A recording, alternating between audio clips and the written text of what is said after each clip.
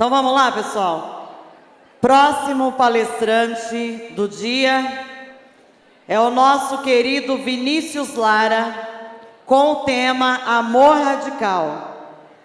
Vinícius Lara da Costa é natural de Bicas, Minas Gerais. Atualmente reside em Juiz de Fora, Minas Gerais. É professor de História e Sociologia e ministra palestras em conferências espíritas por todo o Brasil.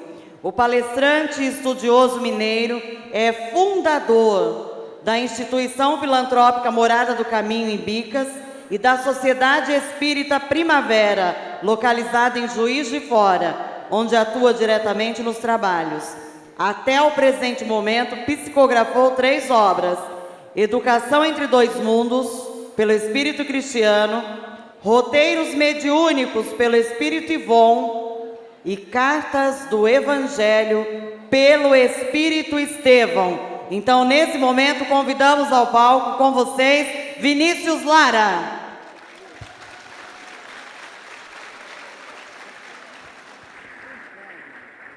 Quando eu começar a falar, essa câmera aqui está transmitindo o quê? Porque eu vou mostrar umas coisas, isso aqui, e eu não sei se eles vão conseguir ver. Tem como repetir no telão?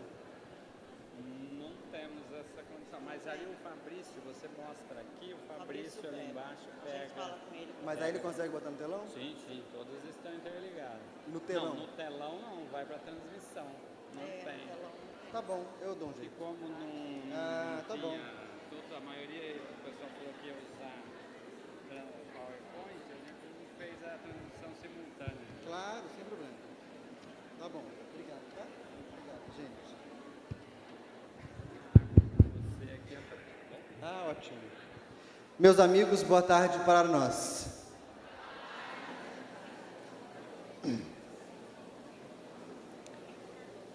É com alegria que nós participamos deste evento, que certamente tem potencial para semear na terra das nossas percepções, compreensões mais lúcidas a respeito do que nos cabe fazer enquanto espíritas diante das transformações do mundo. Antes de iniciar a propriamente dita palestra, eu queria partilhar com vocês uma pequena experiência da nossa instituição, a casa na qual nós nos vinculamos, na cidade de Juiz de Fora. Eu não sei se todos vão conseguir ver, mas eu vou fazer o meu melhor. Eu queria partilhar com vocês essa mochilinha. E essa mochilinha é um projeto. Fiquem tranquilos, eu não quero vender nada para vocês. Nem quero o dinheiro de vocês. Essa mochilinha se chama Mochila Viajante.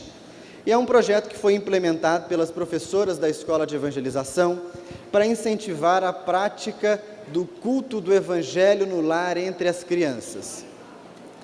A cada semana, no fim das aulas, as crianças são sorteadas. E aí aquela que foi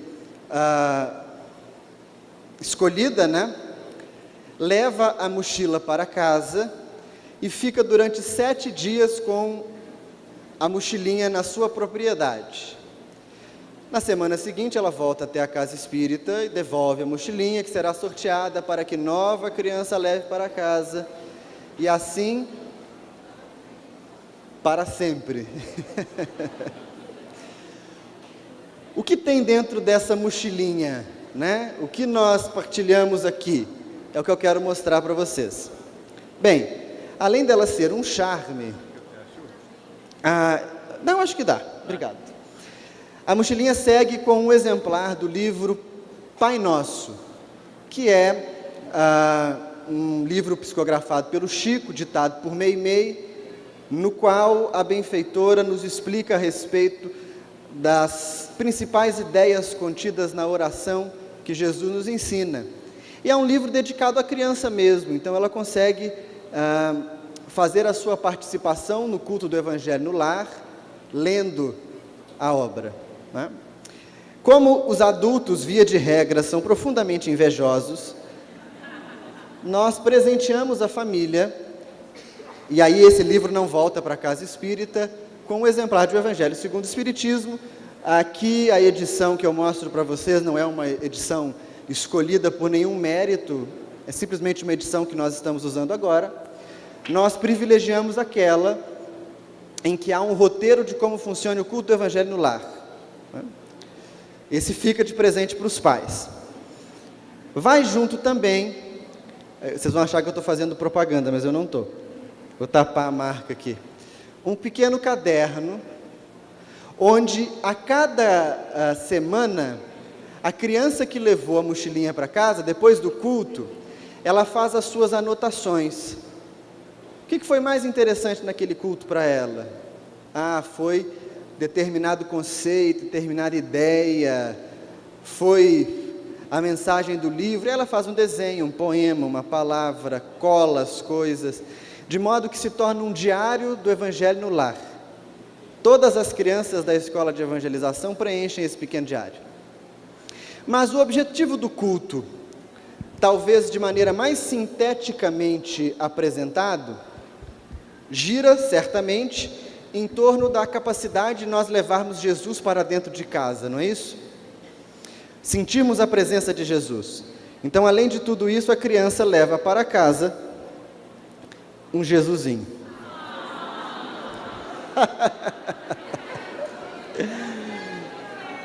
Eu não vou dar para ninguém. Não será doado, não será vendido, né? Esse Jesusinho é o nosso modelo. É uma artista lá de Juiz de Fora que faz, mas certamente vocês encontrarão pessoas muito habilidosas em Matão ou na cidade de vocês que possam fazer algo semelhante, não é? E as crianças levam Jesus para fazer o culto. Certamente o nosso objetivo não é fortalecer o culto a qualquer imagem, mas a gente quer criar na criança pequena o hábito do culto do Evangelho no lar. E tem dado super certo. As mães vão até a casa espírita e dizem assim: Vinícius, eu não ia fazer o culto aquela semana e o menino quase brigou comigo, porque disse que ele tinha que fazer. As crianças tiram foto fazendo o culto do Evangelho no lar. Obrigado. E isso vem incentivando a essa prática doméstica de estudo e reflexão do Espiritismo. Certamente, vocês conseguem estrutura para produzir isso na escola de evangelização de vocês a um custo muito baixo. E com um resultado muito grande, porque o investimento que é feito para se produzir uma mochilinha dessa, ele não se esgota, já que a mochila vai e volta para a casa espírita incontáveis vezes. Então eu divido com vocês esse projeto, que é um projeto fabuloso. Quando acabar a nossa fala aqui agora, nós estamos o dia inteiro aqui partilhando a convivência com vocês. Caso alguém tenha mais interesse no projeto da mochila, caso alguém queira conhecer a mochila, tirar fotos, ver o Jesusinho, não adianta, eu não darei de presente para ninguém. Eu teria que ter centenas de Jesusinhos, né? Mas façam isso e depois a gente conversa sobre como se implementa o projeto. A ideia principal é que a gente traga e crie identidade da criança com a atividade espírita. Porque não é difícil levar a criança e o jovem para a casa espírita, isso é um engano. Difícil é que eles queiram ficar. Esse é o ponto. E se a gente produz um trabalho desde a infância, de identidade, essa palavra é tudo, nós temos muito mais chance de que essa criança queira ficar, queira envelhecer na casa espírita. Tudo bem? Que bom, vocês são muito generosos.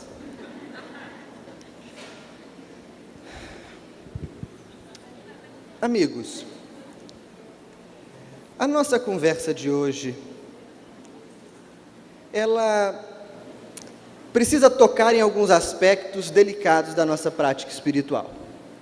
Na verdade, na prática espiritual de todo aquele que pretenda ter uma prática religiosa.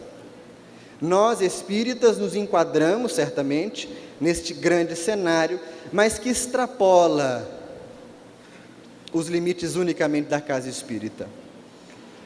É muito curioso que observemos a quantidade tremenda de desmandos que foram praticados ao longo da história em nome de Jesus, ou em nome de qualquer entidade religiosa.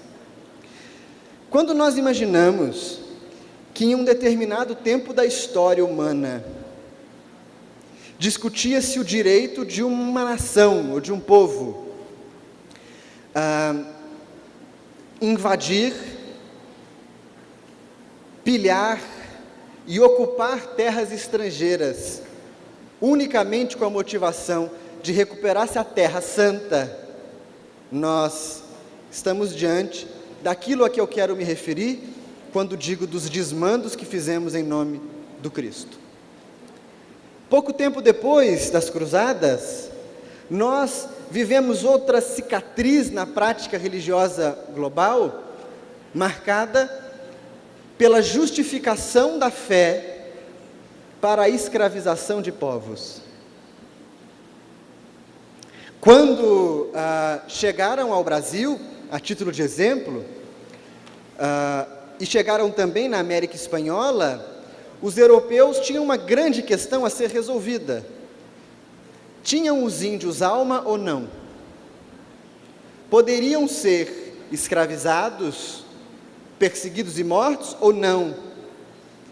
E nós sabemos qual foi a definição vencedora, visto que vivemos longos séculos de escravidão em todo o Novo Mundo, desde a América Latina até a América do Norte. Isso nos leva a pensar que a religião em si, enquanto instituição, não está afastada das nossas quedas. Muito pelo contrário, é comum que pessoas que sejam frustradas em diversas áreas da vida particular pensem que vão realizar os seus desejos e os seus caprichos através do campo da fé. E aí nós vemos verdadeiras maluquices, não é? Há um filósofo chamado filósofo do martelo, que é Nietzsche, a aversão da maioria dos religiosos, e ele num livro que foi traduzido para nós como Anticristo, mas não é o título real, o título do livro em alemão é o Anticristianismo. Ele tem uma frase, na verdade um aforisma que diz assim: já a palavra cristianismo é em si um mal entendido. No fundo, houve um só cristão, e ele morreu na cruz. O Evangelho morreu na cruz. Essa frase é chocante. Obviamente ele se refere a Jesus, mas a crítica do homem do martelo não é infundada. Nós temos de concordar com isso. A bem da verdade, a síntese do pensamento cristão foi a uma só vez demonstrada para nós no mundo, na conduta de Jesus. Depois disso, nós começamos um movimento tradicional de acomodar a verdade aos nossos desejos. E daí se diz assim no Evangelho: amar a Deus sobre todas as coisas e ao próximo como a ti mesmo. E nós logo remedamos: amo a Deus, claro, desde que Ele me conceda algumas coisas. Não, Vinícius, espírita não tem isso. Claro que tem. Canso de ouvir assim: ai meu Deus, eu aplico passe na casa espírita, se Deus quiser eu vou trocar de carro. Ai, eu estou doente, mas eu sou um trabalhador tão fiel, tanta gente que não presta no mundo. E o próximo, a gente diz, é claro que nós devemos amar o próximo, mas alguns mais do que outros, né? E alguns próximos, outros não.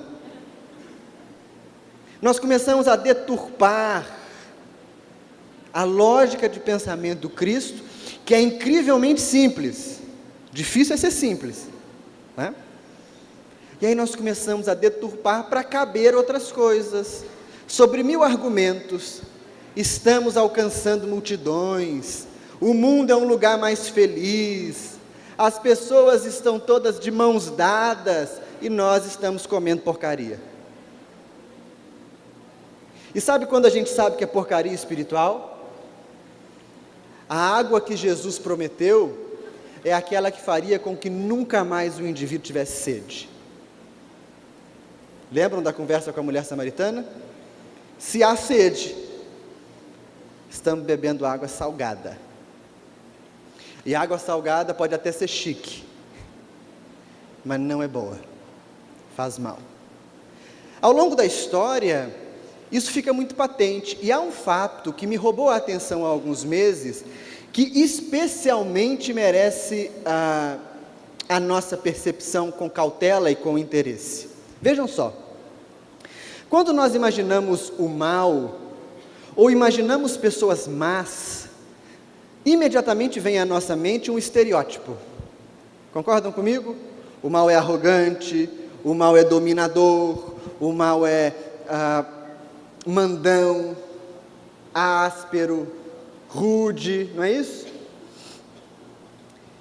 Há uma obra fantástica, não é espírita, é de uma filósofa judia chamada Hannah Arendt, e ela publica um livro cujo nome é Eichmann em Jerusalém.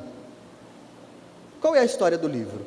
Vocês sabem, certamente, que após o fim do regime nazista, quando houve a chegada e a tomada de Berlim pelos aliados, todos aqueles grandes líderes do partido nazista alemão foram julgados num tribunal na cidade de Nuremberg, em 1946, por crimes de guerra e crimes contra a humanidade. Homens terríveis, que foram colocados frente a frente com os estigmas do Holocausto judeu. Nós não estamos falando apenas de crimes de guerra.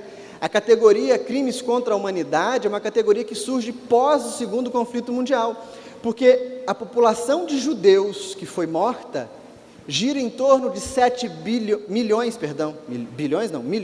7 milhões de pessoas. Não é um número baixo, não é uma quantia vulgar. E qual foi o crime desses homens, dessas mulheres e dessas crianças? Unicamente serem judeus. Não havia nenhuma outra culpa. Não eram criminosos, não eram vândalos, não eram opositores, eram simplesmente judeus. Surge uma nova categoria, mas nem todos os nazistas foram julgados em Nuremberg. Alguns deles conseguiram fugir. Aqui no Brasil, faleceu o Mengele, Josef Mengele, que foi o médico que fazia experimentos terríveis com os judeus em Auschwitz e outros campos de concentração. Faleceu afogado numa praia do interior de São Paulo, aqui, né, no litoral de São Paulo, no litoral de São Paulo. E um desses homens fugiu para a Argentina com um passaporte falso. O nome dele, Otto Eichmann. Ele, antes do início da guerra, era responsável pelo Departamento de Assuntos Judaicos dentro do regime alemão. Lidou, sobretudo, com a deportação dos judeus. Aqueles que queriam sair da Alemanha antes da guerra, pagavam uma taxa exorbitante e iam ser mandados para outros países, ou iriam para os países que desejassem. Após o início da guerra, ele se torna responsável por uma subseção da SS, que tinha como sua funcionalidade, transportar os judeus entre os diversos guetos e os campos de extermínio, ou de trabalho forçado. Era ele que cuidava dos trens, a capacidade dos trens, a rotina desses trens. E em Nuremberg, ele foi citado por vários líderes nazistas. Fugiu para a Argentina com um passaporte falso, onde constava o nome Ricardo Clemente. Passaporte esse, como membro da Cruz Vermelha, e que foi oferecido a ele por um sacerdote católico. Aí vocês perguntam, o sacerdote ajudou um nazista? Não, ajudou um católico. praticante. Ora, um católico, mas não era um monstro? Pois é. Quando Hannah Arendt sabe do julgamento, ele é preso na Argentina, Eichmann, em 1960. Ele é preso pelo serviço secreto israelense, é levado para Israel, o recém-criado Estado de Israel, para ser julgado por juízes judeus. A Hannah Arendt, que era uma filósofa que dava aula nos Estados Unidos, procura um grande jornal e pede para que seja mandada a cobrir o julgamento. E ela vai esperando todos os estereótipos que nós estávamos falando. Um monstro. Quando se depara com um homem magro, alto, um tique nervoso na boca, mas incrivelmente comum. Incrivelmente humano. Não demonstrou ao longo do tempo do julgamento, e foram muitas sessões, nenhum tipo de crueldade particular. Quando ele era questionado sobre os motivos de agir daquela maneira, ele dizia assim: mas eu cumpria a lei do meu período, eu cumpria a lei do meu estado. Todos os homens do meu tempo faziam a mesma coisa. Se todos faziam, não era crime. E se não é crime, eu não posso ser condenado. Percebem a sutileza do pensamento? O livro Eichmann em Jerusalém tem um subtítulo: A banalidade do mal. E é muito chocante pensar que o mal é banal, porque nós escutamos ao longo da vida que o mal é algo muito forte, poderoso, mas na realidade ele não é. Porque o mal é o indivíduo comum que não reflete a respeito da sua própria natureza. O mal pode ser extremo. Quando nós observamos relatos de crimes tremendos, o mal é extremo.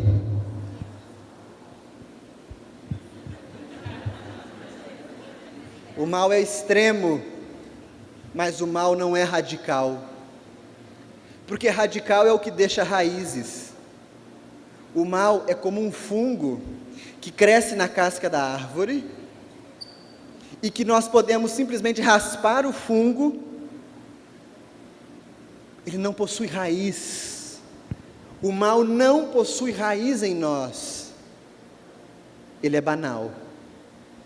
E basta que nós nos vejamos em meio ao que algumas correntes científicas vão chamar de movimento de manada, que nós facilmente aceitamos a possibilidade de cometer crimes.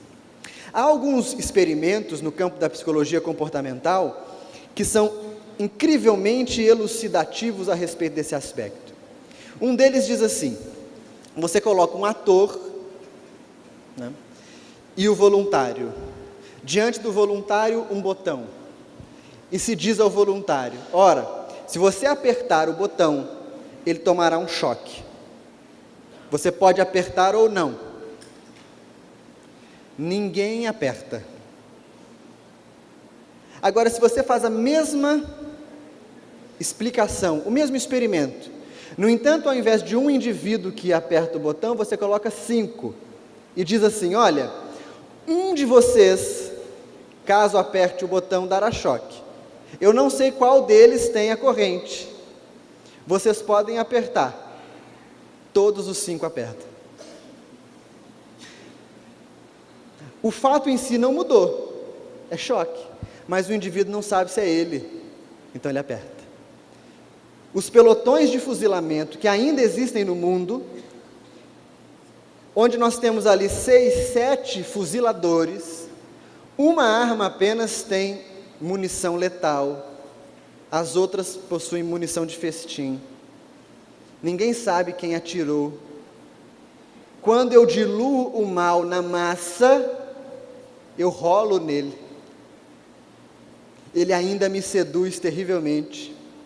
E onde mora o problema, amigos? Se o mal é banal, eu preciso pensar como eu banalizo esse mal na minha vida. Por que eu banalizo? Quando eu ligo a TV que escorre sangue e o jornalista fala as coisas mais absurdas e aquilo me seduz, bem-vindo ao mundo da maldade banalizada. Quando eu me vinculo a debates estéreis e perigosos nas redes sociais, é o mal banal. Na internet os indivíduos são verdadeiros discursistas. O sujeito fala de tudo. Qualquer um possui PhD em todos os assuntos, né? Sem saber que contribuímos para uma latrina de perversidade. Mas é banal. Todo mundo faz. Quem não faz? Eu tenho direito a dizer, nós não falamos isso? Bem, se esse fosse um comportamento individual, não careceria nem que eu estivesse aqui falando. Quem sou eu para interferir nas condutas particulares dos senhores e das senhoras? Entretanto, é exatamente quando alguns indivíduos bem intencionados olham para a religião, fazem uma fotografia do cenário em que ela se desenvolve e percebem assim: há tanta corrupção, há tanta perversidade, há tanta confusão dentro da prática religiosa quanto afora. Por que eu devo buscar a ajuda dos Espíritos? Por que eu devo buscar a ajuda do Evangelho? Por que eu devo me entregar a uma crença qualquer? Essa é a questão. Esse é o ponto. Por que faz sentido pensar nisso? Por que não vamos todos para casa jogar futebol? Ou assistir novela agora, né? Por que vocês empreenderam um dia inteiro de vocês aqui? Tudo bem que os lanches são fantásticos, mas não é só isso. E nós então precisamos tentar entender o que faz com que esse amor radical, por que radical? Porque possui raízes. O que faz com que esse amor radical cresça em nós, desenvolva-se em nós?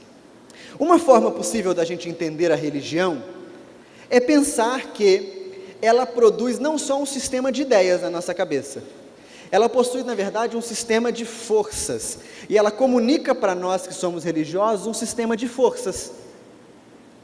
Quando nós buscamos a casa espírita, nós às vezes nos sentimos fragilizados, tristes, angustiados, e ao nos aproximar de Deus, ou dos espíritos superiores, que ocupam um lugar de emissários de Deus, nós somos reabastecidos. Vocês já sentiram essa percepção, né? Chega na casa espírita, não há ninguém na casa, você senta num cantinho, faz a sua prece, lê uma obra, e em pouco tempo, aquilo que te angustiava se dissolve. Há uma relação de poder, não só de ideia. A religião é uma força que pode mover a alma. E além disso, ela possui uma outra habilidade muito importante. Através da lente da religião, nós olhamos aquilo que é no mundo e transformamos naquilo que deve ser.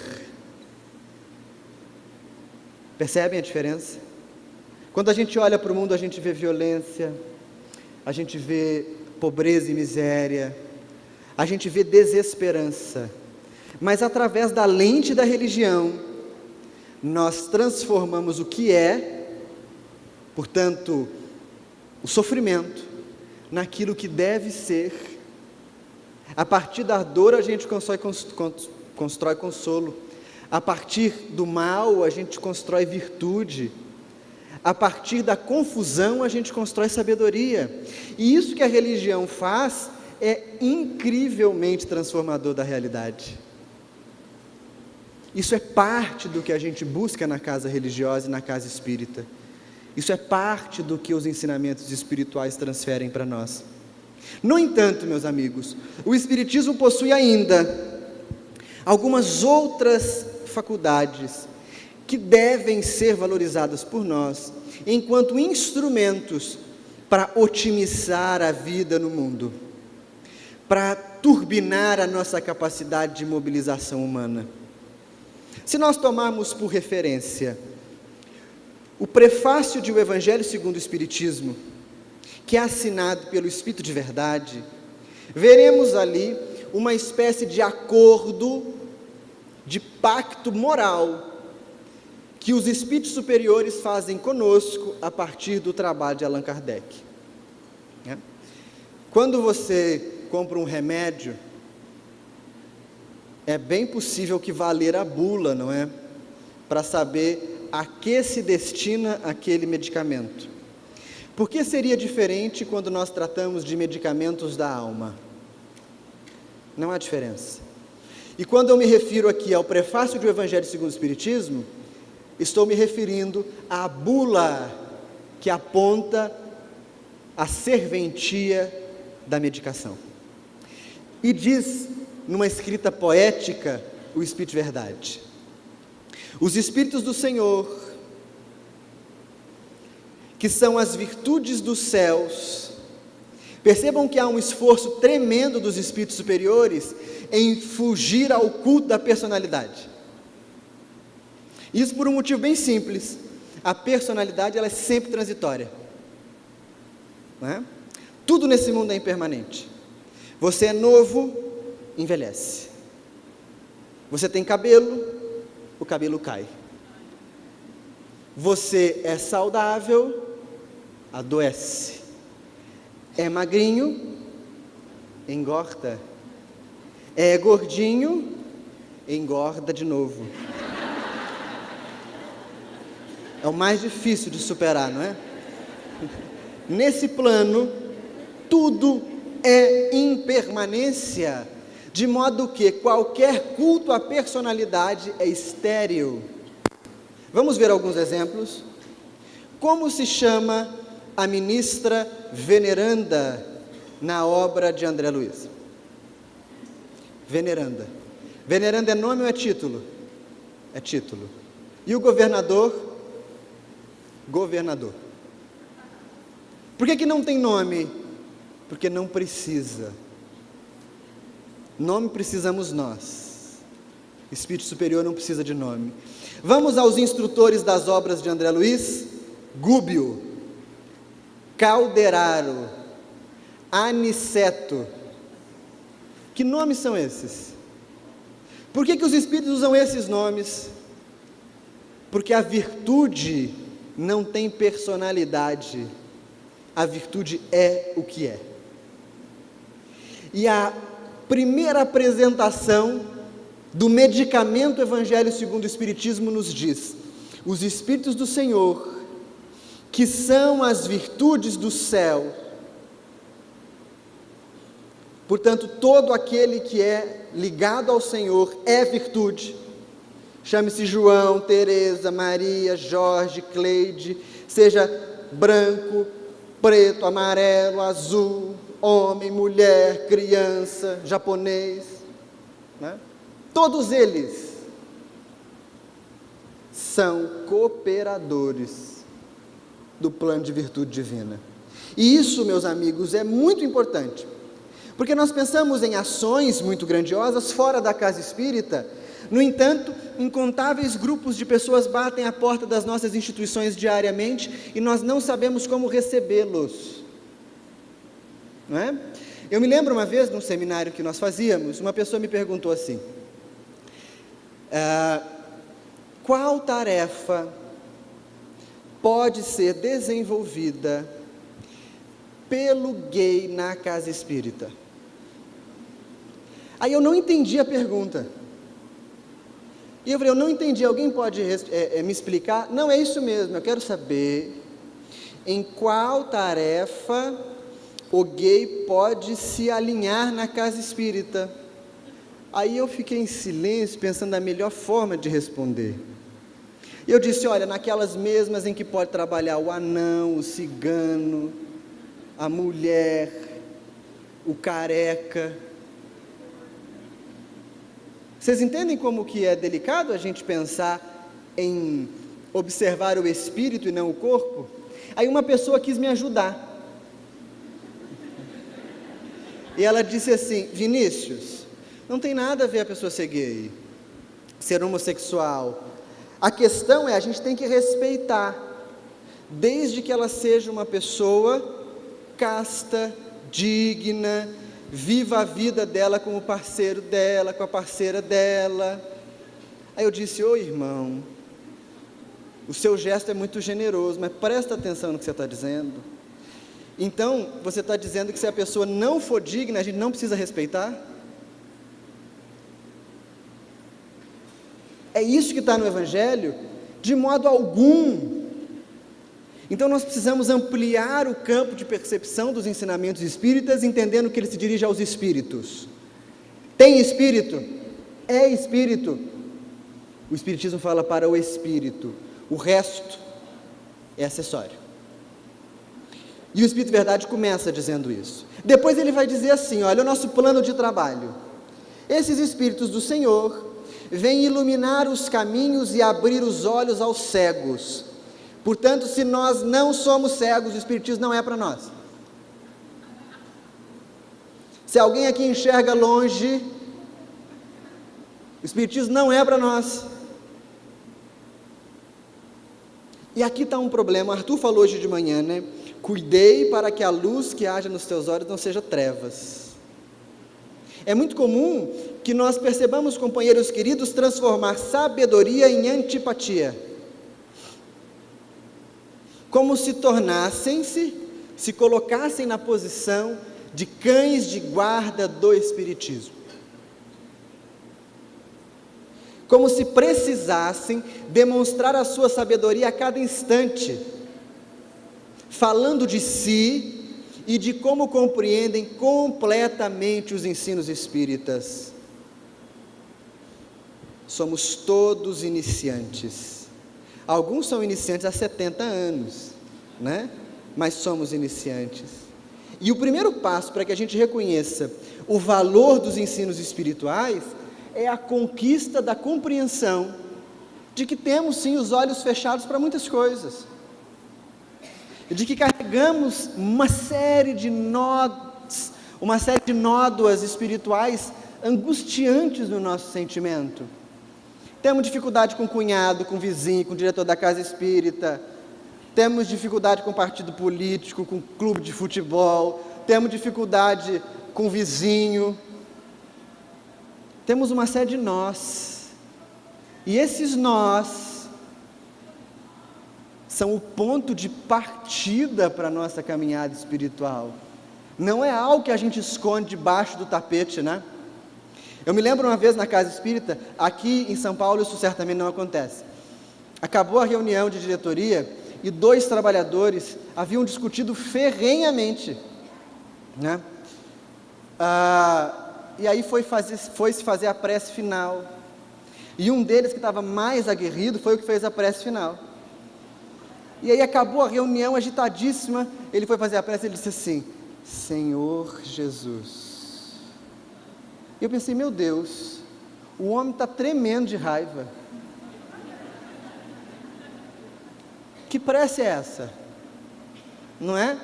Nós criamos clichês mentais que nos prendem a eles e nós nos tornamos algemados aos clichês. Certa feita, eu fui fazer palestra numa cidade, para pegar ônibus tinha que ir a outra, saímos correndo depois da palestra, já era 10 horas da noite, no meio da rodovia, a pessoa que dirigia para mim disse assim: Vinícius, esqueci meu documento em casa, reza para doutor Bezerra, para a gente não encontrar uma blitz. Vocês já pensaram que fim de carreira? Furar blitz. Esse é o nível de olhos fechados a que o Evangelho segundo o Espiritismo se refere. Esse é o nível de confusão que nós fazemos. E fazemos essa confusão de várias maneiras. Quando a Casa Espírita faz campanha para bazar, e você vai contribuir porque é uma alma nobre, você oferece o tênis sem cadastro, o violão sem corda, né? A camisa sem botão.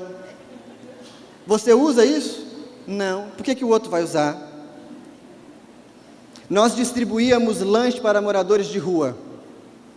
E aí em Juiz de Fora, verão, um calor de 35, 34 graus, nós dávamos chocolate quente.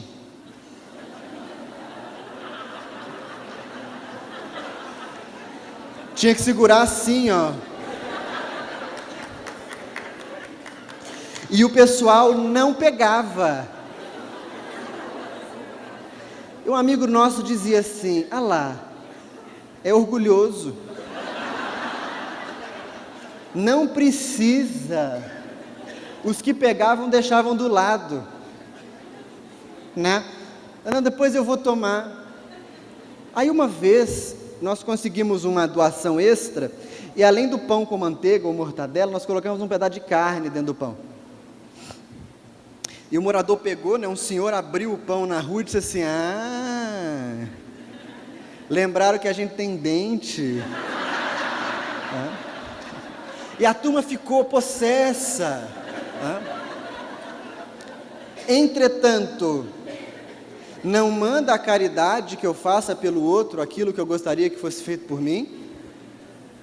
Se eu não gosto de chocolate quente no verão, por que o outro vai gostar? Se eu gosto de um pão com carne, por que o outro não gostaria? Essa é a sutileza do ensino espiritual. Ele não vem para que nós repitamos aquilo que fizemos séculos a fio em outras tradições religiosas. Ele não vem para que nós tomemos novamente toda a cota das nossas confusões pretéritas e mantenhamos a marcha idêntica. O ensino dos Espíritos não é para isso. E aí, Dona Ivone do Amaral Pereira escreve um texto, um artigo no livro A Luz do Consolador, intitulado A Santa Doutrina dos Fortes, falando do que é necessário para que nós apreendamos o Espiritismo.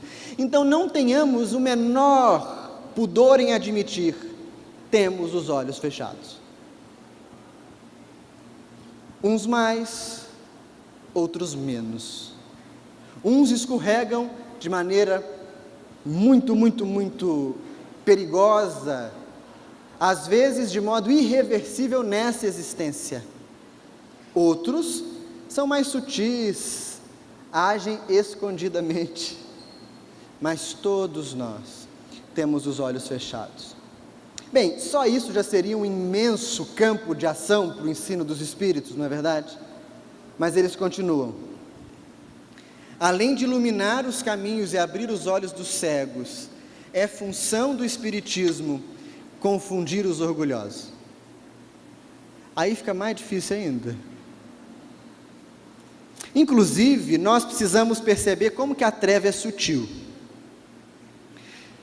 Há pelo menos 150 anos, um pouco mais, que nós estudamos que quais são as duas chagas da humanidade?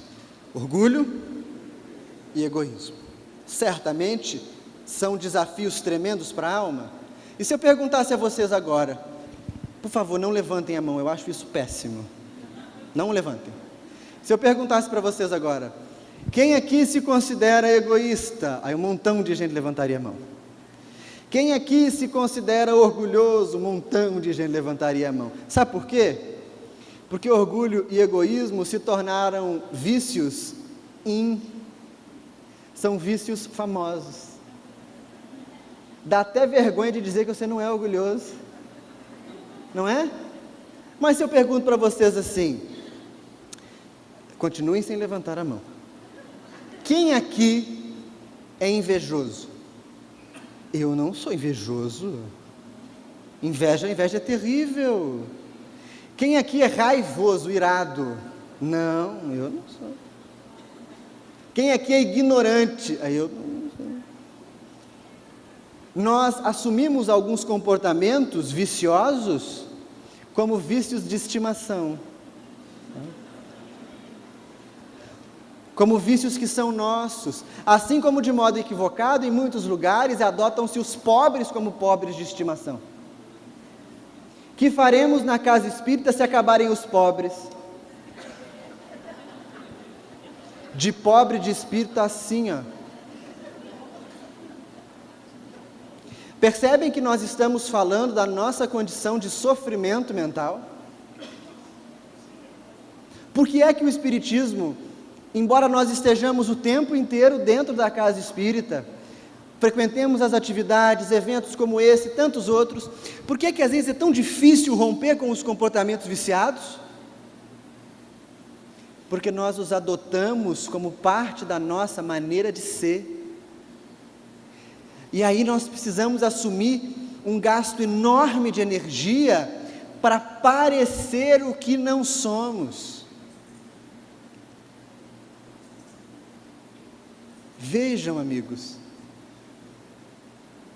parecemos o que não somos. E aí começamos a pensar assim: como age um espírito superior? Ele deve andar devagar, ele veste roupas claras, ele fala assim, sereno. Seria o plano espiritual do tédio. E aí a gente se depara com um espírito como José Grosso, né? Como Palminha, como outros, que são totalmente diferentes dos estereótipos. Portanto, o Espiritismo vem dizer assim, olha, aquele que reconhece que possui limitações, vai encontrar no ensino espírita instrumento para transformar-se, fatalmente. Se nós não encontramos instrumentos para a transformação, é porque nós não conhecemos o Espiritismo. Não tem muita outra coisa. Percebe? E ele vem confundir os que acham que entenderam. E essa coisa da confusão, ela é muito curiosa, porque é confusão mesmo. Nós temos um amigo, hoje ele é espírita atuante, né? Mas ele sempre foi muito descrente.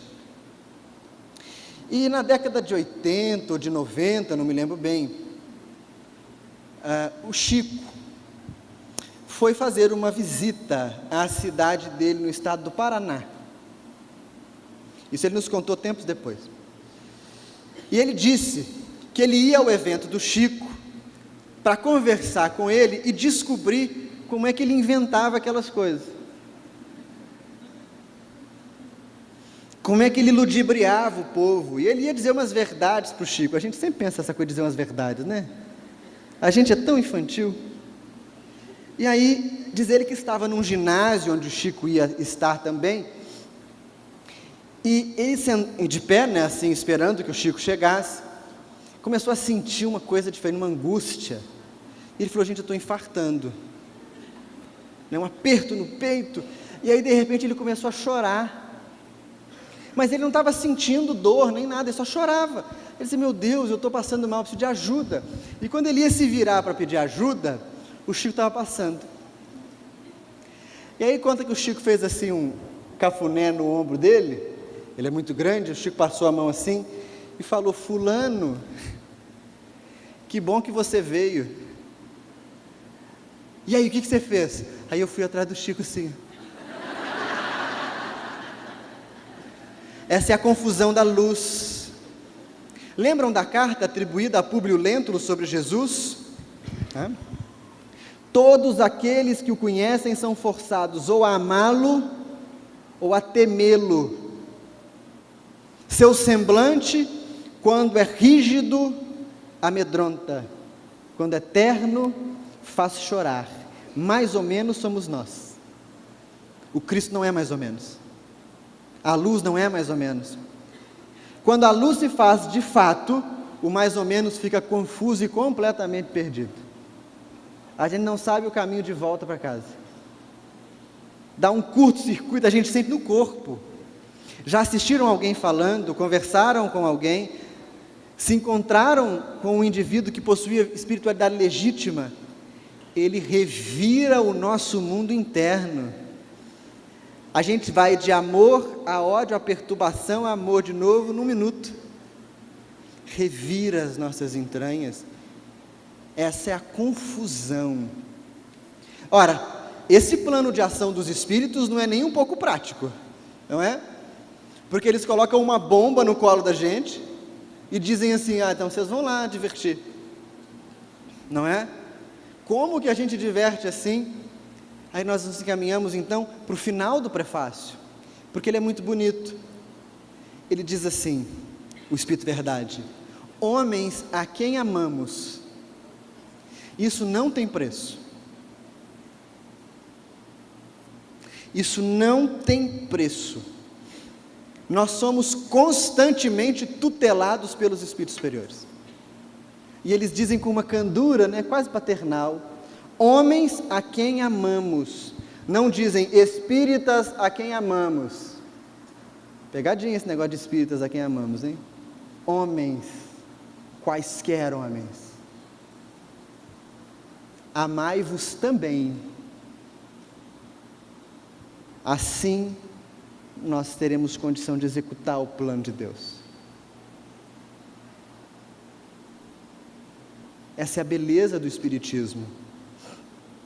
Essa é a beleza do ensinamento de Jesus. Mas o que tem ocorrido?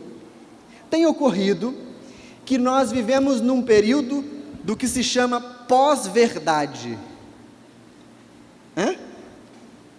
A pós-verdade diz assim: se eu acredito, é real.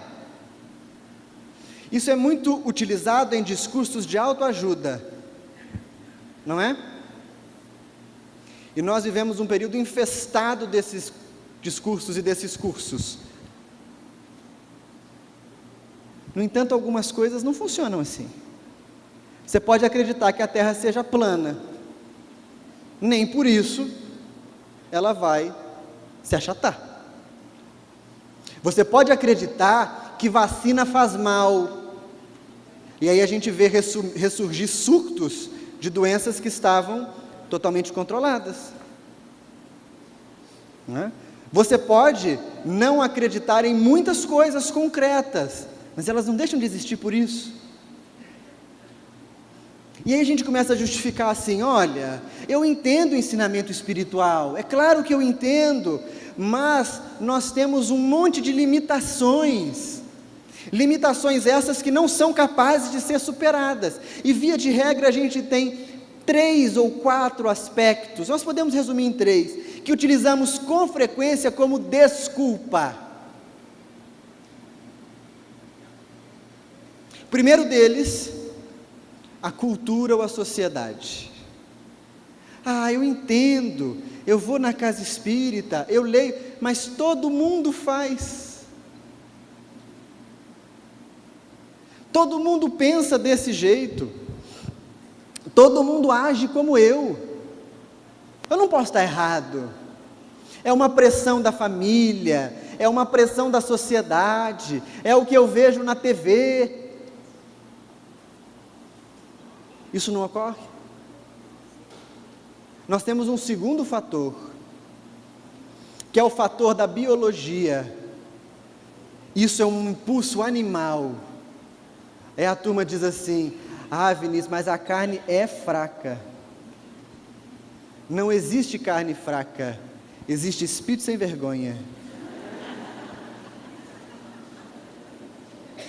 Carne é carne, né? O espírito manobra e conduz a carne. É porque eu tenho impulsos biológicos à flor da pele. Hahnemann, em O Evangelho segundo o Espiritismo, nos diz: o corpo não dá raiva ao espírito que não a tem. E nós temos um terceiro aspecto que é muito justificado, que é um fenômeno triste que o Espiritismo tem encampado com grandiosos prejuízos, que é o da extrema psicologização da vida. Tudo se torna complexo psicológico, tudo se transforma em qualquer coisa menos em espiritismo. E aí nós começamos a falar cultura, biologia e psicologia. Cultura, biologia e psicologia. Vivemos num mundo sofrido, de provas e expiações, muito difícil, nenhum homem venceu o mundo, nós seguiremos Jesus daqui a 1000 anos. Gente, se o palestrante que eu saio de casa para ouvir diz isso, ele que está lá na frente não conseguiu, eu vou conseguir por quê? Mas é um discurso cômodo, é um discurso que mantém a nossa conduta longe da transformação. Espero que isso seja fazendo sentido para vocês, não é? Porque para mim faz incrível sentido, eu vou falando e lembrando e pensando, meu Deus. Agora, todas essas coisas que nós acabamos de citar, nós não podemos dizer que elas são mentirosas. Há influência do corpo? Certamente. Há influência da psicologia, da formação? Claro que há. Há influência social, cultural? Óbvio. No entanto, são marcadores de tendência. São tendências, mas não justificam a ação do sujeito. O sujeito sempre age por vontade. Nós sempre agimos por vontade. Pelo menos é isso que diz o Espiritismo, não é? Então, o que vai se opor a esse pensamento extremamente relativista a que a gente tem se sujeitado hoje em dia? O que vai mostrar para nós que existe algo além desse discurso onde todo mundo tem razão e ninguém tem razão? Onde todo mundo está certo e ninguém está certo? Né? O que vai se opor a isso? A filosofia do Espírito. Nós somos espíritos antes de sermos espíritas. Vivemos incontáveis vidas nas quais ninguém precisa ir em algum médium fantástico para saber o que aconteceu lá atrás. Nós já matamos, morremos, roubamos, fomos roubados, traímos, fomos traídos, fizemos de tudo, tudo, né? Não precisamos buscar grandes reencarnações, não precisamos buscar eventos dramáticos do passado, fomos pessoas comuns, né? Quando a gente escuta relatos de regressão, eu fico curiosíssimo, ninguém nunca me relatou, e as pessoas relatam para a gente, que foi doméstica, ninguém foi caminhoneiro, todo mundo nasceu no clero, na nobreza, vestidão, roupa chique. Nós somos um espírito que tem marcas na sua conduta, que tem sulcos através dos quais corre a nossa consciência, que possui impulsos, que podem ser aumentados ou diminuídos de acordo com o meio externo em que ele vive, mas nós somos espíritos. E nessa vida, somos espíritas. Tivemos condição de acessar esse arquivo precioso de sabedoria espiritual, que se nós não nos atentarmos a ele, vai se tornar um adereço. Sabe aquele bibelô que você põe assim em cima da geladeira? Né? Aquele presentinho, aquele imã que você colhe, aquela bonitinho?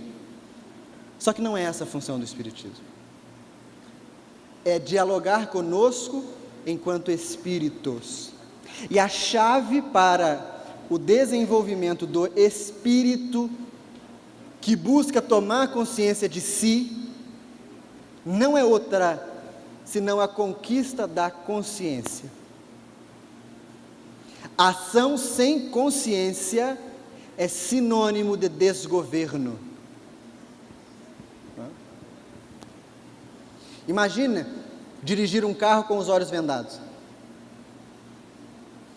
Receio, mas não dará certo, né?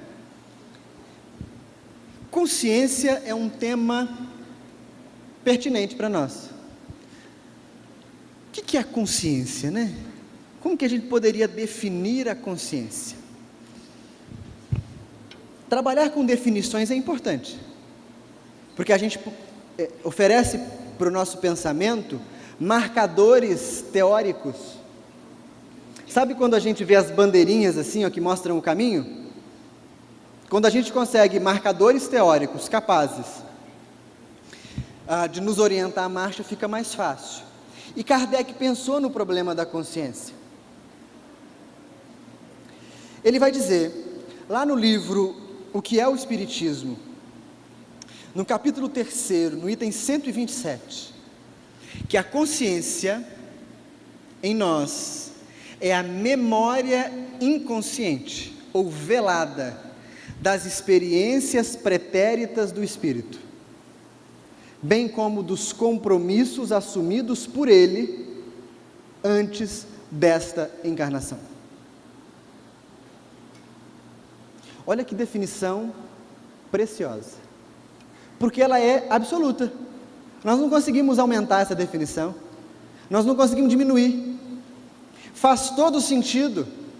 Aquilo que nós erramos incontáveis vezes, em incontáveis vidas ao longo do tempo, se constitui para nós marca de conduta, e o Espírito já sabe onde o calo aperta.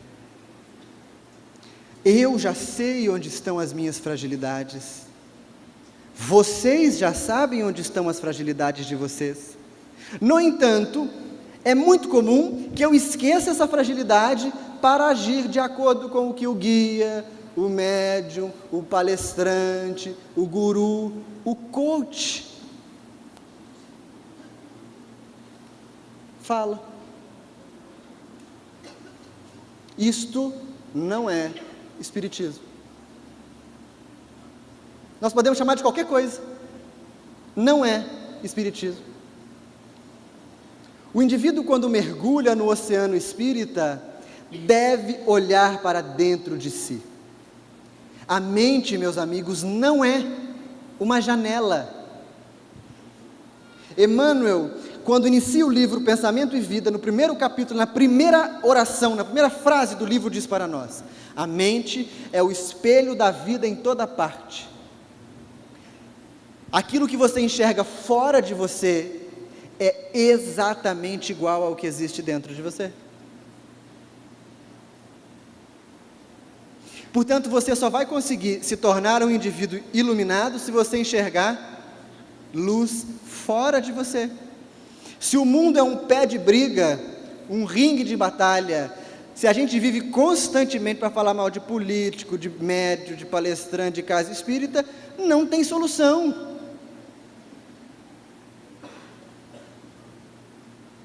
E nós sabemos disso. Não sabemos?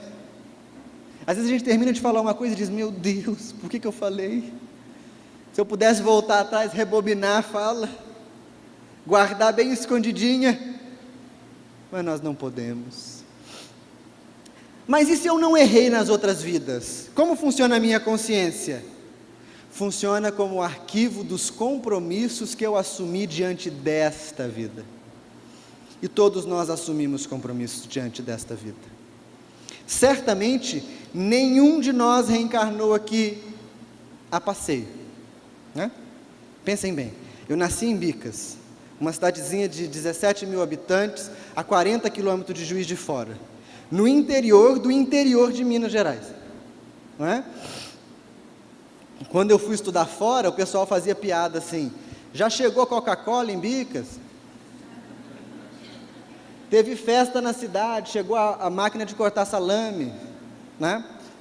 Se eu tivesse nascido a passeio, eu ia nascer em Veneza, em Paris, não em Bicas. Nenhum de nós está aqui a passeio. O desafio, e eu conduzo para o encerramento da nossa fala, é o desafio premente de dar sentido ao ensinamento espiritual. É o desafio de nos tornarmos praticantes coesos das virtudes espíritas, para que o mal não seja banal na nossa vida. Porque senão a gente desencarna e diz assim: meu Deus, mas eu fui uma pessoa tão comum. Aí é que está o problema, meu filho. Eu fui uma pessoa assim, que só fiz o que os outros faziam. Não te preocupa, está todo mundo aqui. Vai continuar fazendo encontro no umbral. Os palestrantes vão quase todos. E nem vai precisar marcar com antecedência. Não é? Percebam, o desafio é dar sentido para o ensinamento. Se o ensinamento não tem sentido, ele é inútil. E se ele é inútil, é perda de tempo. Como que a gente faz isso? Observando com humildade os ensinamentos espirituais, nos abrindo para refletir a respeito desses ensinamentos com seriedade. Se a gente quiser brincar de alguma coisa na vida, que a gente não brinque de religião. Mas se a gente quiser brincar de religião, que a gente não brinque de espiritismo. Porque as consequências são seríssimas. O que nos cabe fazer então? Dedicar atenção ao que o espiritismo espera de nós. E o que ele espera de nós? A iluminação. Nada mais, nada menos. Ele não espera a iluminação daqui a 10 vidas. Ele espera hoje. Porque eu não consigo, não dá. Então você vai trabalhar até que você consiga. Ai, Vinícius, mas é muito difícil. Eu sei que é. Há dias que parecem noites, mas são as noites de Deus que nos ensinam como superar a angústia, o desamparo, o sofrimento, o mal. Jesus, no Evangelho de João, nos diz: eu vim para que tenham vida, e vida em abundância. Não há outro destino para nós. Precisamos, no entanto, assumir o Espiritismo como roteiro de vida. No fim desse caminho, certamente, haverá a colheita segura da prática consciente dos nossos esforços de autotransformação. Tudo bem? Algum protesto? Não? Eu não vou abrir para perguntas, senão eu não consigo falar, né? Depois a Rose briga comigo e tal. Eu acho que eu estourei meu tempo, não estourei? Então tá bom. Agradeço a vocês pelo carinho. E a gente vai se encontrar daqui a pouco e amanhã de manhã, para quem for de Matão. Um beijo.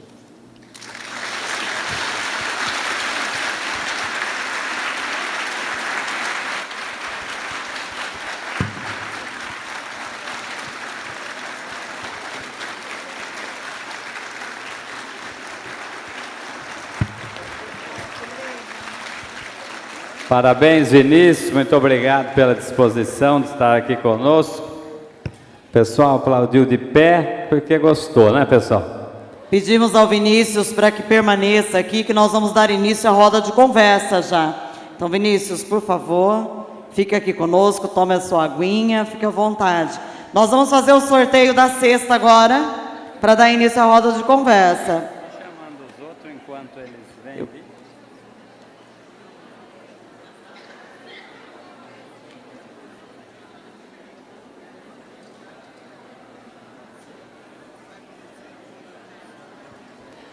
Bom, pessoal, então gostaríamos de convidar ao palco aqui novamente Paula Zampi, Eulália Bueno e o nosso querido Raul Teixeira. E para fazer a mediação desse diálogo, temos que chamar aqui alguém à altura e gabaritado, né? Ninguém melhor que o nosso amigo Orson Peter Carrara. Por favor, Orson. Os nossos queridos que muito contribuíram ontem e hoje com o nosso Espíritas em Ação, tanto na pré-abertura como agora, brilhantando o nosso evento. Enquanto eles vêm ao palco, nós vamos fazer o sorteio. Segura aqui, Milton, fazendo um favor. Seguro. Foram vendidos 118 números da nossa cesta. Põe a sua mãozinha. A cesta, que é um oferecimento da Gale Doces. Um abraço ao nosso amigo Márcio Soares, que fez a doação. E agora um felizardo entre 118 números vai ganhar. Pode tirar. Vamos lá, Orson, pode tirar. Então nós vamos ver. É o número 76 aqui na ordem da lista. Otávio Marques de Motuca. Motuca. Venha receber a cesta. Oh, parabéns, é uma bela cesta aqui. Bom, você já passa por ordem.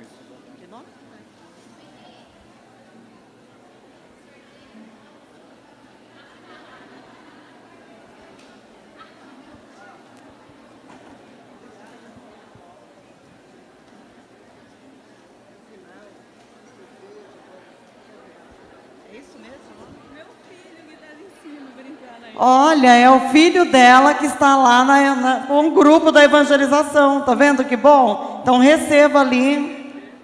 Parabéns para ele, receba e leva o nosso abraço para o querido Otávio Marques, tá bom?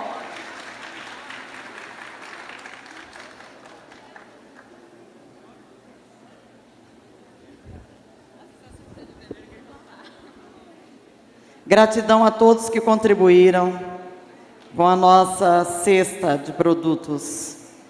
Bom, vamos lá então. Queremos convidar o nosso querido Orson para mediar essa roda de conversa, que é sempre um momento ímpar, e a gente fala que é um dos melhores momentos, né, Orson? Que você sabe fazer tão bem. Então, por favor, a palavra é sua. Nós queremos cumprimentar os nossos amigos aqui, Raul, Paula, Eulália, Vinícius, esses momentos radiosos que nós estamos vivendo desde sexta-feira, com a homenagem ao nosso Raul. A beleza desses momentos aqui vividos hoje, com as palestras brilhantes dos nossos conferencistas, e naturalmente a nossa alegria pela presença do querido Raul, que tanta influência, como bem disse a Rose ontem, exerceu sobre a nossa formação e reflexão doutrinária. A gratidão que todos mantemos pelo Raul, esse exemplo de ação espírita. E nós ficamos a pensar, Vinícius, Eulália, Paula, nós ficamos a pensar, quando falamos em espíritas em ação, nos recordamos com tranquilidade de grandes tarefeiros, ilustres nomes da história do espiritismo, a ação empreendedora de Allan Kardec, de Caibar Schutel, de Batuíra, o discernimento doutrinário de Dona Ivone do Amaral Pereira, a contribuição literária de Leon Denis. Nós ficamos a pensar nesses grandes nomes de tarefeiros espíritas que agiram em nome da caridade, da paz e da união, como tão bem define o slogan, o título, temática do evento. E nós, os espíritas da atualidade, como bem disse a nossa Eulália, até que ponto estamos nos utilizando dessa oportunidade, as claras abordagens do nosso Vinícius, colocando-nos, fazendo-nos pensar realmente no quanto ainda precisamos aprender para desenvolver esse discernimento doutrinário de ação para a paz, para a caridade, para a união. Normalmente, Eulália, Vinícius, Paula, Raul, normalmente nós escorregamos nas nossas fragilidades humanas. Nesse sentido, pensando em tudo que aqui foi abordado hoje, com tanta profundidade, com tanta reflexão, o que nos leva, Eulália, vou começar contigo, o que nos leva a pensar que tipo de abordagem surge de dentro de nós, diante de tantos exemplos que nós tivemos e temos na história do Espiritismo? Está aqui um ícone do movimento espírita, da história do Espiritismo nacional e internacional, nosso querido Raul, que ao lado do Divaldo realizam uma obra de extraordinária projeção não é porque ele está presente aqui, mas é um reconhecimento, como você tão bem disse ontem. Hoje nós não precisamos das palavras do Raul, ele fala sem palavras, e isso é um consenso entre nós, pelo respeito, pela gratidão que nós temos pelo Raul. E há uma multidão de outros tarefeiros que se empenham nessa tarefa, todos tocados pela fragilidade própria, que é próprio de nós, às vezes dificultando essa vivência da caridade, da paz, da união. Quantas vezes não trabalhamos ao contrário, em função desses objetivos? Que tipo de reflexão, Eulália, surge ao seu coração? Durante a palestra nós citamos sobre Francisco de Assis, que é um espírito que admiramos profundamente, e que a obra A Carta Magna da Paz discorre em torno da mensagem de Francisco. E nós temos que lembrar, com esse exemplo que ele nos legou, o momento em que, percebendo a proximidade do desencarne, ele conclama os seus discípulos a pregar o Evangelho em toda a Europa. E arremata: se preciso for, falem. Então eu acho que todos esses que você citou, lógico, não são todos, mas tem outros, muitos outros. Muitos. Mas nós sermos contemporâneos e próximos no sentido de podermos não apenas ouvir, como acompanhar as obras. O Raul, o Divaldo, o Raul com o enfrentamento de uma dificuldade que não o paralisou. Porém, nós, a maioria de nós, ainda está se alimentando do trabalho deles. Ainda estamos pairando na superfície dos livros deles, quando o trabalho deles é o convite para o nosso trabalho. Seria uma continuidade natural, né, Eulália? Uma continuidade natural, colocar em prática. Absorve. Então, o que nós vemos é, nossa, mas se eu fosse um Raul, se eu fosse um Divaldo, quem me dera. Nós estudamos, nossa casa tem 25 anos, tirando as obras de Kardec, a primeira obra estudada, e até hoje é Diretrizes de Segurança. E as pessoas dizem, mas quando eles falam aqui sobre isso, mas é Raul, né? É Divaldo. Mas são espíritos que lutam com as suas imperfeições e com os desafios que a vida traz, que não são poucos. Não são poucos. E nós, no entanto, continuamos lendo as perguntas, discutindo as respostas e paralisados.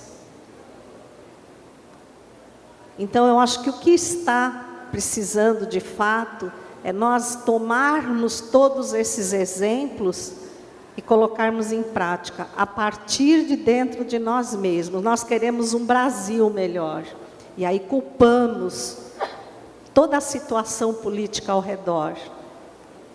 Mas e nós? Dentro de nós, há uma cidadela.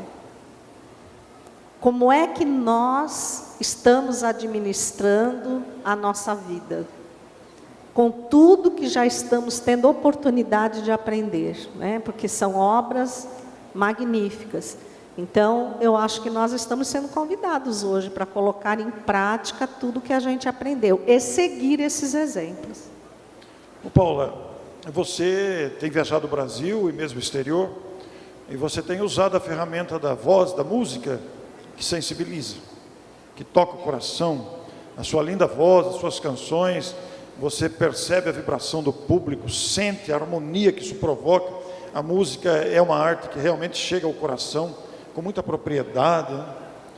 E você que cantou para todos nós, encantou, todo mundo gosta de te ver, de te ouvir. Como é que você sente esta relação de ação espírita diante do tema proposto, caridade, paz e união, diante das abordagens todas que ouvimos aqui, inclusive essa pergunta anterior com a Eulália, citando os grandes vultos de discernimento, de ação doutrinária, etc. E você como artista, nós temos vários artistas aqui, nós temos o Leleco que está aqui nos bastidores, nós temos o Maurício Marcelo, pessoas que com a sua voz usam esse instrumento numa ação para essa finalidade. E você como que sente isso? Eu posso dizer que dentro do movimento espírita, a música ainda está como uma situação de harmonização e não como um elemento de mensagem doutrinária. Mas isso é também a responsabilidade de cada um que vai executar, não é?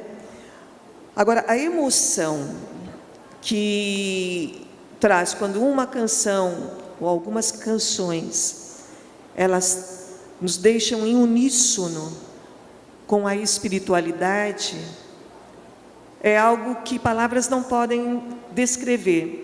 E algumas pessoas foram falar comigo lá atrás, e eu disse que a emoção que vocês sentem aí embaixo, eu sinto também, porque na verdade não é o artista, mas é todo um circuito grandioso a espiritualidade utiliza para este momento Espíritas em Ação pela Caridade, Paz e União. É a união da espiritualidade, trazendo a paz para todos nós, para que nós possamos compreender que a caridade é um papel obrigatório de todos nós, não é um papel aleatório, mas é obrigatório. Então, eu contei para algumas pessoas que em alguns momentos, isso eu não estou usando de demagogia, mas em alguns momentos me deu vontade de deitar igual aqueles padres, aquelas freiras que deitam e cruzam os braços e ficam lá deitados. Nossa, me deu vontade de deitar e chorar. Só que eu não pude fazer isso. Por quê? Primeiro, às vezes alguém me chama de que eu sou pastora. Mas parece uma pastora. Aí já pensou se eu deito? Aí vão falar, nossa, parece uma freira. Mas a emoção é muito forte, porque eles nos tocam com muito amor e muita sutileza. Então, é um circuito onde abrange todos nós. Eu sempre falo que eu canto no Brasil inteiro, canto para público religioso e também para grandes massas de pessoas de todas as ramificações religiosas, mas é totalmente diferente quando nós estamos em uníssono, num só coração, num só pensamento. E a música, ela tem esse poder em poucos minutos de fazer essa conexão grandiosa entre nós. Você sabe que a Neuza agora está cantando, você viu? Eu vi. E lá em casa ela treina, né? Ela tem que treinar. E eu estou cantando também, seguindo. Olha só. Porque eu escuto ela cantar e fico cantando a música. Depois parece que adentra o coração da gente, né? Verdade. É o poder dessa arte. Né? Muito. Eu tive em 1996 um desafio de saúde também. E aí fui orientada por um espírito chamado Rosemary Brown, que viveu na Inglaterra, para trazer uma sequência de músicas do período clássico, onde ela me orientou para que mudasse a letra em algumas canções, e outras que não têm letra, colocassem canções. E foi um trabalho, para mim, maravilhoso, emocionante. Nunca imaginei que iria viver situações que eu vivi no estúdio, que às vezes ficava 3 meses para gravar uma música de 3 minutos, 3 meses. E então a espiritualidade atua muito em nós, e a música, como diz Leon Denis, como diz Emmanuel, como diz Mozart na Revista Espírita de maio de 1858, ela tem um poder grandioso. Basta começarmos a utilizá-la da melhor forma possível. Vinícius, você foi o último palestrante do dia de hoje, você foi muito feliz nas suas expressões. Eu gostei muito dos exemplos que você citou, das comparações que você fez sobre esses grandes ícones e o nosso comportamento ainda frágil. Ainda, a Eulália se referiu à vovó corrupta, e que você de uma certa forma também abordou nessa direção. E a gente fica a pensar nessa dificuldade realmente que a gente tem. Mas, quando a gente pensa nesses exemplos citados, ontem o Raul se referia ao Dr. Bezerra de Menezes com muito carinho, foi um momento de bastante emoção. Você citou José Grosso, que é um espírito de característica peculiar, muito admirado, que gera muita gratidão em toda parte, mas com as suas características próprias. Quer dizer, a gente pensa no espírito superior se portando com aquela, como você fez aqui no palco, né? Foi muito, muito interessante a sua abordagem. Então, quando a gente se refere a estas personalidades citadas, históricas, que despertam em todos nós essas reflexões de profundidade, essas diferenças de comportamento, essas diferenças de analisar as coisas, essa maneira peculiar de cada um, faz essa ação pela caridade, pela paz, adquirir várias cores também, que não são exclusividade do Espiritismo. Existem grandes almas em todas as denominações religiosas, espíritos maduros que atuam pela caridade, pela paz, pela união. E nós, os espíritas da atualidade, seguindo esses exemplos, como a Eulália se referiu na sua resposta agora, e nós, os espíritas atuais, com essa gama de dificuldades que nos são próprias, de fragilidade, de dificuldade mesmo, né, que sentimos em nós, por força de estarmos nesse estágio de aprendizado tão gigantesco. E você também, palestrante que viaja bastante, dessa safra nova de palestrantes, né, Eulália? É uma safra nova, nós já estamos deixando essa safra, né? Mas é bonito, gostoso de ver esses espíritos que retornam, reassumem as tarefas e aí estão. Então, Vinícius, você abordando historicamente o movimento espírita, você que está jovem, vê a história desses grandes vultos, vê as dificuldades do presente e vê também as perspectivas de futuro, os exemplos deixados, o que isso lhe provoca interiormente?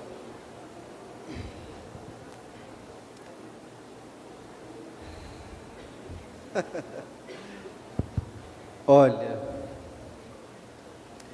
em grande medida me provoca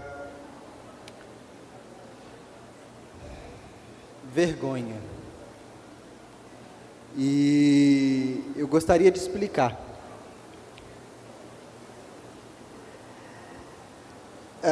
Cada tempo tem uma marca que lhe caracteriza, não é?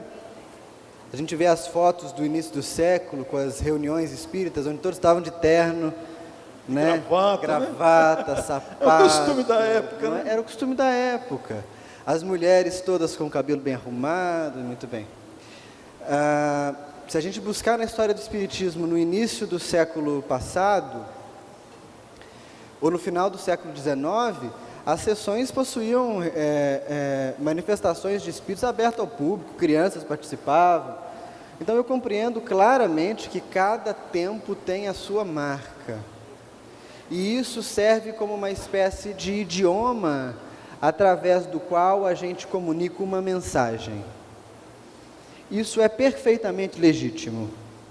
A linguagem do Evangelho se expressa em diversas línguas e ela deve alcançar as pessoas que falam todas as línguas. Portanto, o problema não é o idioma, mas o que me angustia muito é perceber que, com raras exceções, nós temos pervertido a mensagem. Nós temos ensinado algo que não é espiritismo. Nós temos trazido modismos para dentro da casa espírita. Será que nós estamos distraídos das orientações, distantes? Será que estamos nos perdendo das orientações? Não, na verdade a gente entende de maneira confusa que por ser espírito é espírita. Há uma série de espíritos se comunicando à torta e à direito por aí. Que não são espíritas. Não são espíritas e não têm comprometimento com o espiritismo. Então eles vão semear uma série de comportamentos que não têm relação com a nossa prática. E aí qual é a preocupação? Eu digo vergonha. Quando a gente vê a obra de Caibar Schutel, um homem que se transformou completamente, né, entregou-se inteiro pela tarefa do Evangelho, através do Espiritismo, percebe, a mensagem era o Evangelho, o idioma era o Espiritismo. Quando a gente vê figuras como Eurípides Barçanufo, E observa um tantão de outros trabalhadores fantásticos. A mensagem sempre foi preservada. Mudou-se o idioma. Agora eu temo por nós mudarmos a mensagem. E como que a gente muda a mensagem? Pela idolatria, Que é um perigo, né? pelo culto à personalidade, pela criação de ícones inquestionáveis, pela falta de amorosidade uns com os outros, pela impessoalidade da relação. Não é por acaso que a casa espírita chama casa espírita, né? O que chama casa? É uma casa, Família. é família, e nós pervertemos isso. Então eu observo em perspectiva para o futuro, e eu digo assim, ó, eu tive uma das grandes alegrias dos últimos tempos em conhecer o Arthur. É tão jovem quanto você. Na verdade, o Arthur, no meu coração, como amigo e como espírita, é o maior veio de esperança da construção e da manutenção de um espiritismo que preserva a mensagem. E nós precisamos sobreviver a um período que não é de carestia.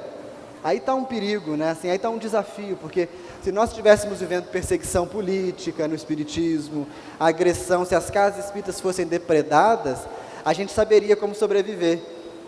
Mas a gente vive um período de bonança. É totalmente diferente. Na bonança a gente relaxa. Aí a gente pensa, ai meu Deus, que fantástico, é tudo tão lindo. A gente descuida, né, Vinícius? Então, quando eu penso no espiritismo, no movimento, espiritismo está muito acima dessas coisas todas. Quando eu penso no movimento, eu como jovem palestrante, né, tem que falar isso enquanto eu for jovem, mas eu acho que eu ainda tenho mais uns 30 anos de juventude. Eu, enquanto jovem palestrante, tenho que dizer que tenho vergonha. Vergonha porque eu não sei, não consigo ter clareza o que faria Allan Kardec se ele estivesse aqui hoje. Aqui que eu digo não é vivo no mundo não, sentado nessa poltrona. Eu não sei o que faria Cairbar. Eu não sei o que fariam essas almas, e eu acho que talvez eles teriam preocupações completamente diferentes das nossas. Então o grande desafio hoje que eu tento observar, no limite das forças, que não são muitas, é como preservar a mensagem. O idioma não importa, mas a mensagem, e facilmente a gente percebe quando ela é pervertida. Isso é perigoso, isso é muito perigoso, porque é como se você fizesse uma propaganda enganosa. E qual que é a propaganda enganosa? Não é de uma roupa que você vendeu tamanho P para a pessoa que é M, vai ficar apertadinha. É um remédio que não cura. E um remédio que não cura é criminoso, porque alimenta a alma a continuar na perversão. E a gente tem que ter muita clareza para entender o quanto as nossas práticas espíritas, eu vou encaminhar para o fim da minha fala, não alimentam perversão. A gente, para tentar fazer isso, diz para as pessoas assim: você não vê que você está fazendo errado? Todo mundo sabe o que está fazendo de errado. É uma ilusão achar que nós não sabemos. Sabe o que a gente não pergunta? O que eu ganho fazendo errado? E tem um ganho. O ganho pode ser projeção pessoal, o ganho pode ser palmas, o ganho pode ser dinheiro, o ganho pode ser algum tipo de destaque. O que eu ganho? Né? O que eu ganho? Essa é a pergunta que eu tenho que responder. Quando a gente conseguir chegar na resposta assim, eu ganho paz de estar em conexão com Deus. Acabou. Aí a gente chega na linha da mensagem, do conteúdo e do espiritismo. Nós precisamos hoje, talvez mais do que nunca, de espiritismo. Eu acho que esse é o ponto. O nosso Raul pediu a palavra, né, Raul? Meus amigos, boa tarde. Queria falar a vocês todo sábado aqui nós vemos a misericórdia de Deus assinalando os oradores. Muito lindo. muitos espíritos benfeitores aqui conosco, mas a pedida deles é para que nós não deixamos de estudar o Espiritismo. Estuda, espíritas.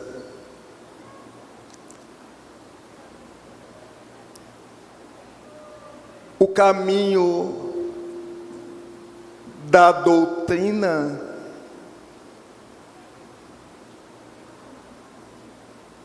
para nós é o caminho de Jesus.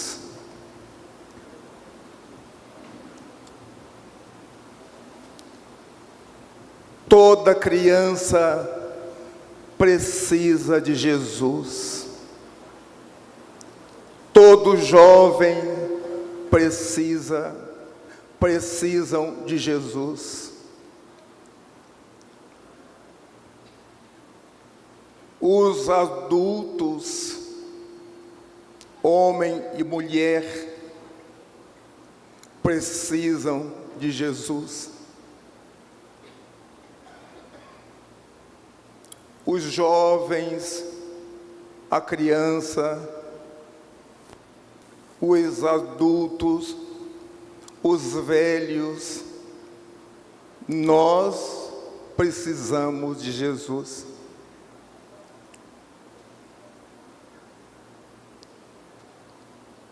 A casa espírita é a casa do Evangelho, é a casa que configura uma escola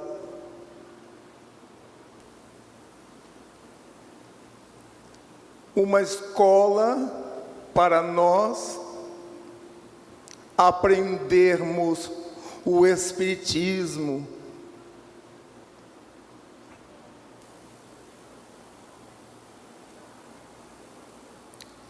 O centro é um hospital das almas.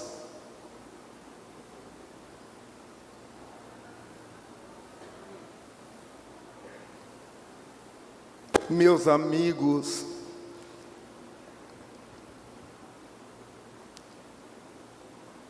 vejo muitos espíritas deixando de lado as lições do Espiritismo.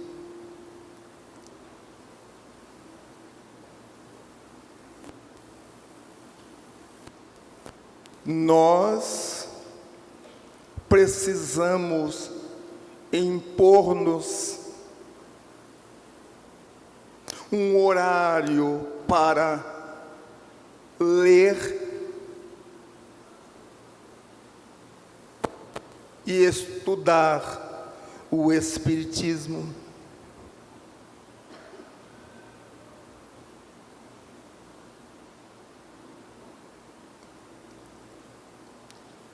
A escola de amor que o centro mostra, a escola de amor, o hospital de amor, a casa de amor, o lar de amor.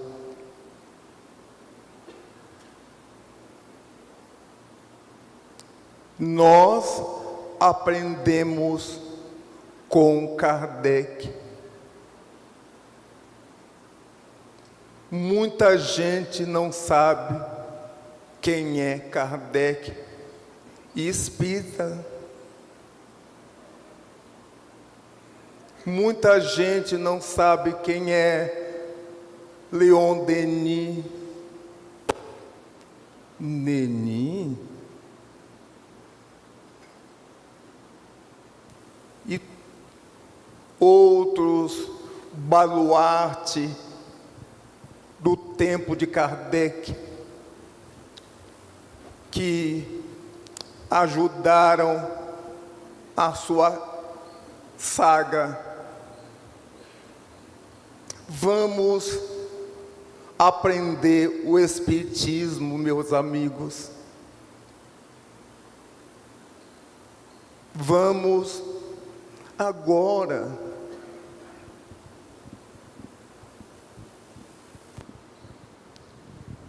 no mundo muita violência, no mundo muitas guerras, no mundo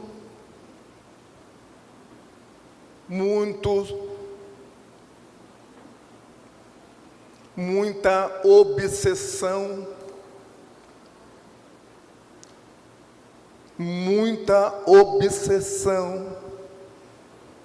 nas casas espíritas e nas nossas casas também, muita obsessão. Por que, meus amigos? Por quê? Nós temos vigiado, nós temos orado, não sei.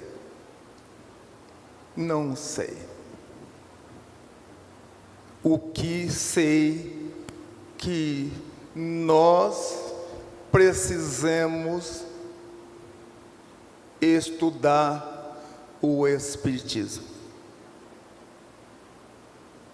A nossa alegria,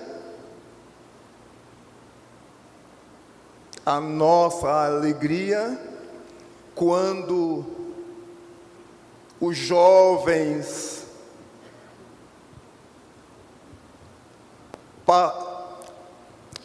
baterem palmas a Kardec,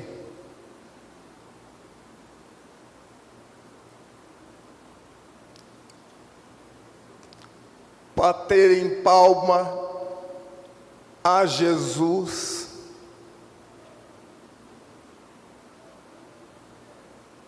quero dizer a vocês, muito cuidado. O mundo é perigoso.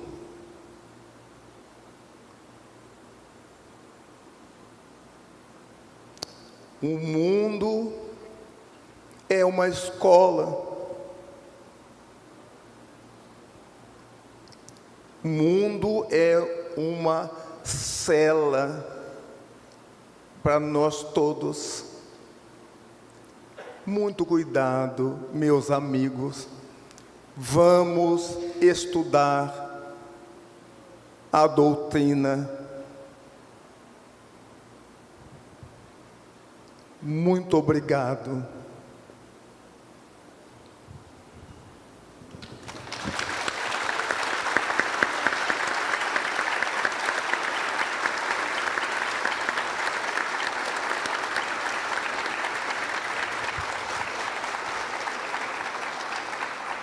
Raul Matão se sente muito honrado com a sua presença.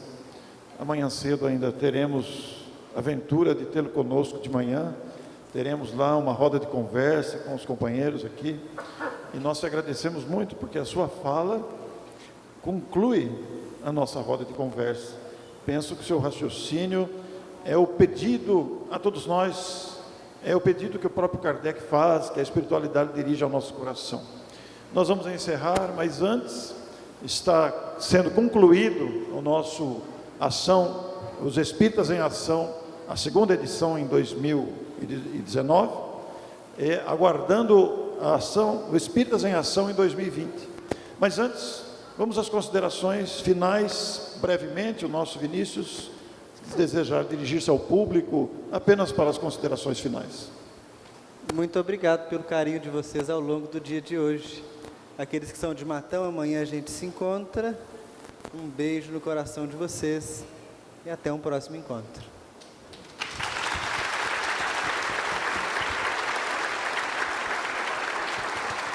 Queremos ressaltar que amanhã cedo haverá transmissão ao vivo pelo Facebook, na página do Centro Espírita Nosso Lar. Portanto, os que não são de Matão e que retornam às suas cidades hoje, poderão também acompanhar ao vivo a partir das 9 horas. Eulália, as suas considerações finais. A Eulália, que faz palestra agora à noite na comunidade espírita Caio Barçutti, vai falar sobre os Cristos planetários, às 20 horas, na comunidade espírita Caio Barçutti. Gratidão. Mendiga, né, Eulália? Sabe, Raul, é que eu acho que o pessoal já está achando que é idolatria. Mas não é não, Raul, não é não, Eulália. A honra de ouvir o que você falou agora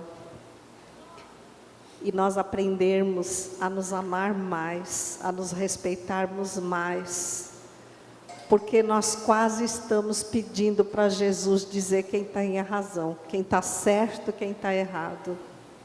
E Ele é tão claro quando nos pede que nos amemos uns aos outros.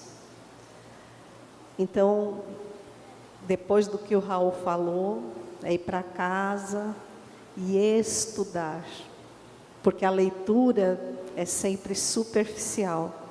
O estudo é que liberta o espírito que a letra contém. Muita gratidão e muita paz a todos.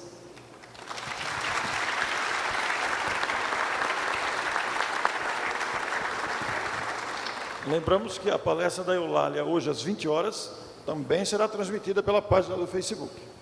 Paula, suas considerações finais. Eu só posso agradecer a você, Orson, a Rose e a toda a equipe que abriu as portas para que nós pudéssemos estar aqui. Agradecer a oportunidade de estar com o Raul Teixeira, que já acompanhei Raul por muitas e muitas vezes, fazendo as aberturas e encerramentos das suas palestras. E eu só quero falar em público para você, Raul. Enquanto você falava, eu estava aqui te observando e ouvi uma voz. E eu vou passar em público o que eu ouvi, para que todos nós estejamos juntos neste ideal. Muito em breve, você voltará a ter fluência na palavra, para que continue trazendo com tanta pureza essa doutrina tão bela para todos nós. Só isso.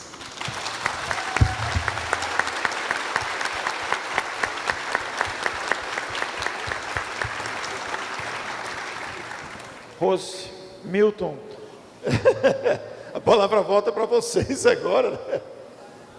Nós estamos muito agradecidos.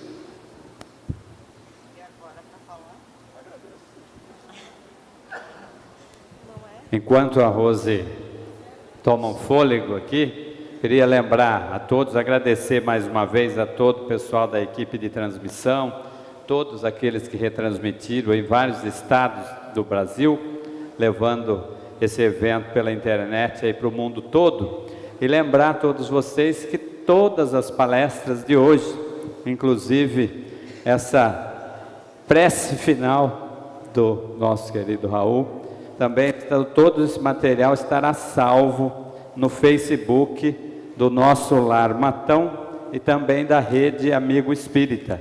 Então vocês podem acessar novamente, assistir em casa de novo com mais calma, encaminhar para os amigos, compartilhar, porque a gente tem que fazer esse material com certeza chegar para mais pessoas que não tiveram a oportunidade de acompanhar hoje com a gente. Raul tem o dom de fazer a gente pagar mico. Nossa, como eu já choro de ler, de ouvir à distância. Pessoalmente, são 2 dias de grandes aprendizados. E quando a gente falou, Orson, nós vamos chamar Raul para compor a roda de conversa, porque só a presença já nos vai encher os corações para quem está aqui do lado, e ele vai nos presentear com essa fala tão profunda. Não há como não chorar. Nossa gratidão a cada um dos expositores, Orson, por toda essa mediação que você sempre faz muito bem, a Raul, a espiritualidade amiga aqui presente, a todos os nossos mentores, aos quais a gente ouviu a voz dizendo: vá, prossiga, esteja lá presente, porque é um momento de compartilhar de aprendizados para a sua vida. E nós poderíamos estar em qualquer lugar, nós estamos aqui. Escolhemos estar com Jesus, estar com o aprendizado. Então, não há outra forma senão dizer gratidão, meus amigos, porque cada um tem a missão de levar, através da exemplificação do seu eu, da sua história, da sua vivência e do seu olhar, a doutrina dos Espíritos, os ensinamentos do Espírito de verdade. Então, nossa gratidão. Como o Orson sempre fala, prossigam. Fala, Orson, prossigam caminhando. Vamos lá, que só você fala assim. Meus amigos, com a gratidão do nosso coração, com a emoção desse instante, eu diria com a força da minha voz, esperando que as minhas vibrações alcancem o coração de todos. Meus amigos, prossigam! Prossigam! Sempre! Mas, prossigamos, eu me incluo, é óbvio. Exatamente. E agora, a Paula vai cantar as 3 músicas que nós prometemos, e as crianças virão para fazer a apresentação delas também, tá bom? E aí, nós vamos encerrar, logo após a apresentação das crianças, cantando junto com eles, nós encerraremos a 2ª edição do Espíritas em Ação. A 3ª está aí, eu estarei, e vocês? Que bênção, que Jesus abençoe a todos.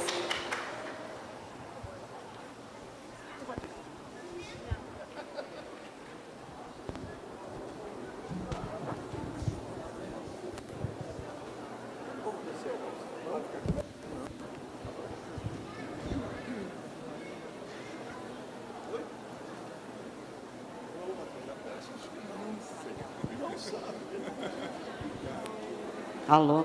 Márcio, faça favor aqui um pouquinho.